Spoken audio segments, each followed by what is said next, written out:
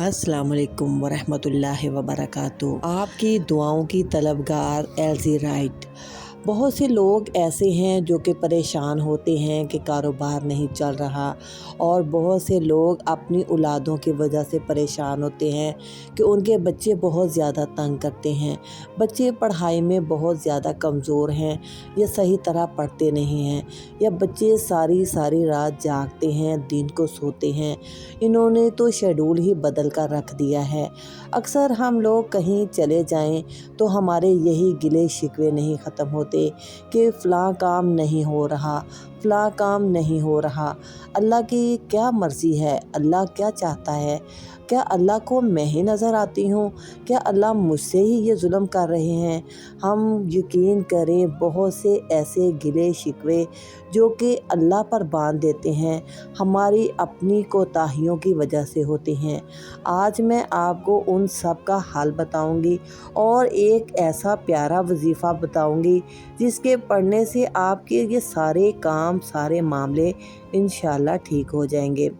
इंशाल्लाह हर काम में ज़रूर कहना चाहिए, क्योंकि एक दफ़ा हज़रत सुलेमान अलैहिस्सलाम ने कहा कि उनकी 90 बीवियाँ थीं और उन्होंने सबके साथ हम बिस्तरी की, और उन्होंने कहा कि अगर इनमें से अल्लाह मुझे औलाद देता है तो बेटे हुए तो मैं उन्हें शाहसवार बनाऊंगा, लेकिन इंशाल्लाह नहीं कहा। उसके बाद अल्लाह ताला ने उनको एक बेटा दिया, और वो भी लागर था, यानी जिस्मानी कमज़ोरी की वजह से वो बच्चा कुछ भी नहीं बन सका। ये इंशाल्लाह ना कहने की वजह से हुआ। हम लोगों को चाहिए कि हम जब इरादा करें तो इंशाल्लाह ज़रूर कह लिया करें। इंशाल्लाह कहने से अल्लाह ताला की ज़ात उस काम की पाबंद हो जाती है करने पर, और अल्लाह तो वैसे भी करने पर कादर करीम है, और अल्लाह की ज़ात को तो कोई रोक भी नहीं सकता कि अल्लाह इसका ये काम ना करना। अल्लाह ताला तो हर एक की ऐसे ही सुनता है जैसे वो अपने प्यारों की सबसे यानी कि जुदा हो के सुनता है। अल्लाह कादर करीम है। पहले तो सबसे पहले उस पर भरोसा होना चाहिए, अल्लाह की ज़ात पर, फिर उसके बाद अपने काम का इरादा करें। जो भी काम आपके अटके हुए हैं, जो भी काम आपके नहीं हो रहे और आप उनसे मायूस हो चुके हैं और उनकी वजह से आप मुख्तलिफ़ बाबाओं के पास जाते हैं, आलमों के पास जाते हैं, नजूमियों के पास जाते हैं, जो कि आपका वक्त भी ज़ाया करते हैं, आपका पैसा भी ज़ाया करते हैं, और काम एक टगे का भी नहीं करते, क्योंकि वो सिर्फ़ एक शोबदाबाज होते हैं, क्योंकि वो सिर्फ़ आपके पैसे लूटना चाहते हैं, और इश्तिहार इस तरह के बनाते हैं कि एक ही तावीज़ से महबूब आपके कदमों में। अब अगर आपको ऐसी पढ़ाई बताई जाए और ऐसा वजीफ़ा बताया जाए कि महबूब आपके दिल में हो और वो आपकी कदर भी करे, और बच्चे भी आपके फर्मा बरदार हों, और शौहर भी आपसे अच्छी तरह बोले। बास ऐसे घर होते हैं जहाँ पर मियाँ बीवी तो होते हैं, लेकिन उनमें बातचीत अजनबियों की तरह होती है। उनमें सिर्फ़ बात रात की तन्हाई में रह जाती है, लेकिन दिन में वो एक दूसरे से इस तरह अजनबी हो जाते हैं जैसे कि वो एक दूसरे को जानते ही नहीं। जब मियाँ रात को घर आए तो उसको चाहिए कि वो अपनी बीवी से उसका हाल पूछे। उससे हाल अहवाल पूछने से ही बीवी की थकावट उतर जाती है, और बीवी अपने सारे दिन की जो काम हैं उनको भूल जाती है। मियाँ की शोहर की एक तवज्जो औरत को जवान कर देती है। इसलिए मियाँ हज़रात, शोहर हज़रात भी इस बात का ख्याल रखा करें कि वो अपनी औरत के लिए ऐसे अच्छे अल्फाज का चुनाव करें कि जो कि उसके दिल को मोह लें, उसके दिल को दोबारा से जवान कर दें। अगर आपके थोड़ा सा इस तरह के रवैये से आपकी बीवी तरोताज़ा हो जाती है तो और आपको क्या चाहिए। अगर आप उसको 5,000 का सूट ला कर दें और उसकी तारीफ़ ना करें तो वो 5,000 का सूट भी उसके लिए रायगा जाएगा, बेकार जाएगा। लेकिन अगर वही 1,000 वाला सूट लेकर दें और उसकी तारीफ़ 5,000 کے سوٹ کے برابر کر دیں تو وہ اس کو اتنے ہی شوق سے پہنے گی کہ آپ کو بھی خوشی ہوگی اور تھوڑے میں بھی گزارا ہو جائے گا۔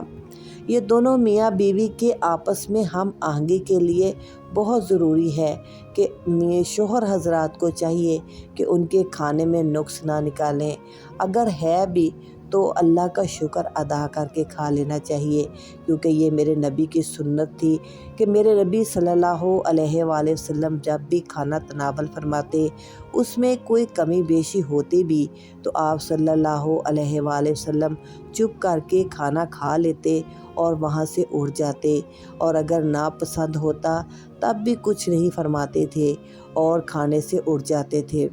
لیکن آج کے حضرات کھانا کھاتے بھی ہیں اور عورتوں کو ڈانٹتے بھی ہیں، لیکن پھر بھی بچے پیدا کرتے رہتے ہیں۔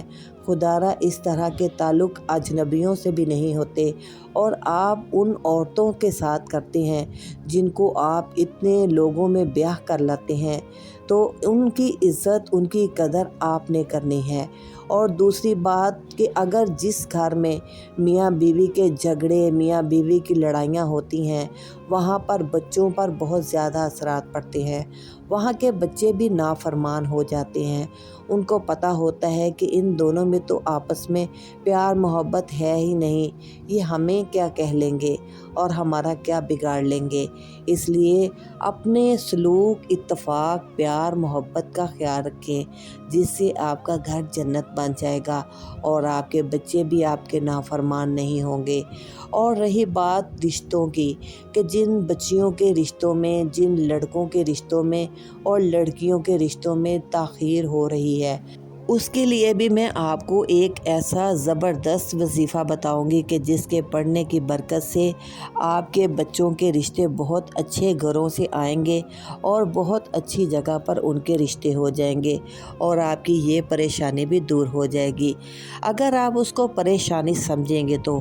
لیکن اگر تاخیر ہو رہی ہے، دیر ہو رہی ہے، تو اس میں بھی اللہ کی مصلحت ہوتی ہے، کیونکہ ہر کام جو دیر والا ہوتا ہے، دیر ہو اور درست ہو، اس کی ہمیشہ یہی دعا کرنی چاہیے، کیونکہ اللہ کی طرف سے اگر دیر ہو رہی ہے تو وہ تو کوئی مسئلہ نہیں، لیکن اگر دنیا کی طرف سے ہو رہی ہے تو آپ دنیا کے مطابق اس کے چلنے کی کوشش کریں کہ دنیا کو کیا چاہیے۔ اگر پڑھی لکھی لڑکیاں ہیں اور رشتوں میں تاخیر ہو رہی ہے، اگر سلجھی ہوئی لڑکیاں ہیں اور رشتوں میں تاخیر ہو رہی ہے، اور اگر خوبصورت لڑکیاں ہیں تب بھی رشتے نہیں ہو رہے، تو یہ ایک ایسا شاندار وظیفہ ہے جس کے کرنے سے آپ کے پاس رشتے خود چل کر آئیں گے، اور انشاءاللہ تعالیٰ اچھی جگہ پر آپ کے بچے اور بچیوں کے رشتے ہوں گے۔ یہ عمل خود بچہ یا بچی خود بھی کر سکتے ہیں، یا ان کی ماں باپ یا ان کا گھر کا کوئی اور فرد بھی کر سکتا ہے۔ اس کو کرنے کا طریقہ یہ ہے کہ صبح فجر کے ٹائم ایک تسبیح اور اس کے بعد عصر کے ٹائم ایک تسبیح نکالنی ہے، اور خلوص دل سے جب آپ پڑھیں گے تو انشاءاللہ تعالیٰ اس کی برکت سے اللہ تعالیٰ اس میں ضرور کامیابی عطا فرمائے گا۔ سبق کو نوٹ کر لیں۔ انما امرہ اذا اراد شیئا یقول لہ کن فیکون۔ یہ سورہ یاسین کی آیت نمبر 82 ہے۔ اول و آخر درود شریف پڑھے تو انشاءاللہ جس چیز کا ارادہ کرے گا اللہ تعالیٰ اس کی وہ دعا قبول کر لے گا۔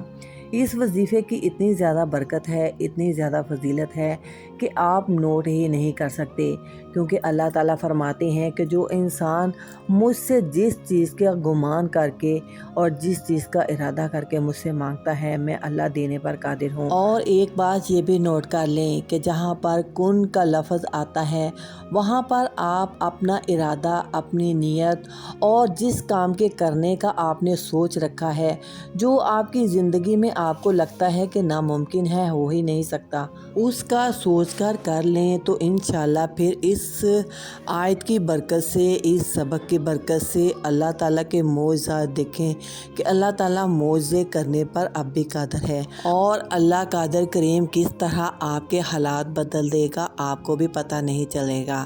اس سبق کو اپنی زندگی کا حصہ بنا لیں اور اپنے دوست، احباب، رشتہ داروں کو بھی شیئر کریں جن کے ایسے کام جو کہ رکے پڑے ہیں، جیسے کہ رشتوں کا نہ ہونا، کاروبار میں بندش یا گھریلو جھگڑے، میاں بیوی میں جھگڑے یا بچے نافرمان ہو جانا۔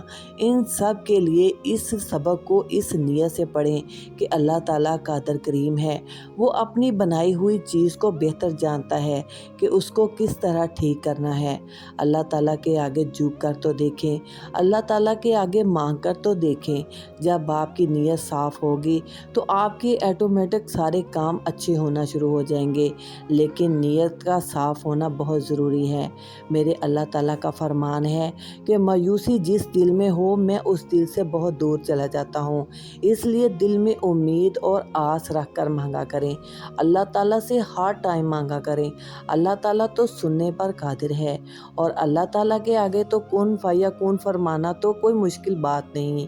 اللہ تعالیٰ تو ہر بات کرنے پر قادر ہے۔ اس لیے میری عزیزہ، آج سے اپنی روٹین میں اس سبق کو شامل کر لیں، اور آپ کے جو بھی رکے ہوئے کام ہیں، جو بھی اٹکے ہوئے معاملات ہیں، وہ سارے حل ہونا شروع ہو جائیں گے۔